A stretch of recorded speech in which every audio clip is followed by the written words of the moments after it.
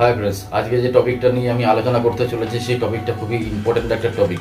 আজকে ভিডিওটা কিন্তু শর্ট হবে, কিন্তু নিউজটা একটা বড় নিউজ হতে চলেছে প্রত্যেকটা ইউটিউবারদের জন্য। সেটা বিগ আপডেটও বলতে পারেন ইউটিউবের তরফ থেকে। সেই বিগ আপডেটটা কি, তার জন্য লাস্ট পর্যন্ত আমার ভিডিওটা দেখতে হবে। আর এই চ্যানেলে যদি আপনি ভিজিট করে থাকেন, চ্যানেলটা অবশ্যই সাবস্ক্রাইব করে দেবেন এবং পাশে থাকা বেল আইকনটা প্রেস করে দেবেন, যাতে পরবর্তীকালে এই টিউটোরিয়াল টাইপের ভিডিও নোটিফিকেশনটা সহজেই আপনার মোবাইল স্ক্রিনে চলে আসে। চলুন তাহলে ভিডিওটা স্টার্ট করা যাক।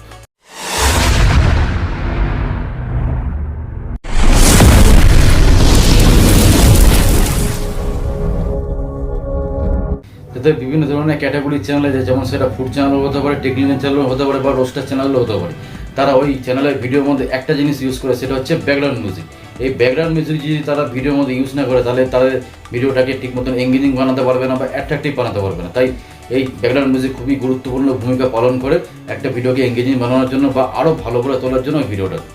আমরা কোন কোন মিউজিক বা সংস ডাউনলোড করে ভিডিও ব্যাকগ্রাউন্ডে অ্যাড করবেন, যে মিউজিকটাই আপনি ডাউনলোড করে ভিডিও ব্যাকগ্রাউন্ডে অ্যাড করবেন না কেন, সেই মিউজিকটার প্রতি কপিরাইট ক্লেম চলে আসছে। আমারই কতবার হয়েছে ভিডিওর ব্যাকগ্রাউন্ডে মিউজিক অ্যাড করার জন্য কপিরাইট ক্লেম চলে আসছে। একবার যদি কপিরাইট ক্লেম চলে আসে মিউজিকের প্রতি, ওই মিউজিক থেকে যে ইনকামটা জেনারেট হবে বা রেভিনিউটা জেনারেট হবে, সেটা সম্পূর্ণ চলে যাচ্ছে মিউজিক কোম্পানিতে। আপনি একটা টাকাও পাবেন না। রিসেন্ট ইউটিউব কোম্পানি একটা আর্টিকেল পেশ করেছে, সেই আর্টিকেলটা আমার ভিডিওর স্ক্রিনে দেখতে পাচ্ছেন। এখানে বলতেছে যে এখন থেকে যে ইউটিউবাররা ভিডিওর ব্যাকগ্রাউন্ডে মিউজিক অ্যাড করবে, সেটা হলিউড, বলিউড, টলিউড থেকেও হতে পারে, সেই মিউজিক থেকে যে ইনকামটা জেনারেট হবে, সেই ইনকামটা সম্পূর্ণ থাকবে হচ্ছে ইউটিউবারদেরই, আপনাদেরই থাকবে। সেটা ইনকামটা আর মিউজিক কোম্পানিতে যাবে না।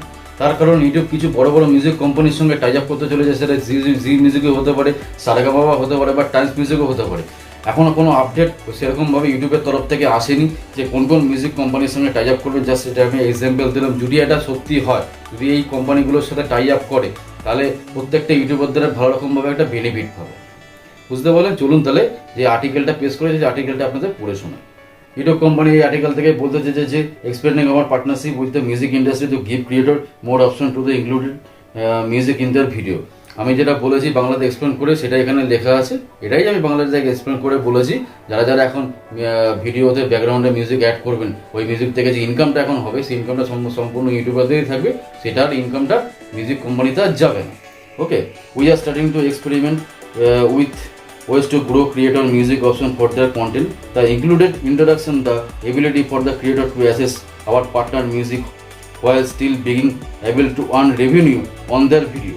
Right now we are still building and testing with a limited set of creators, and we will have more news to share in the coming months. Stay tuned.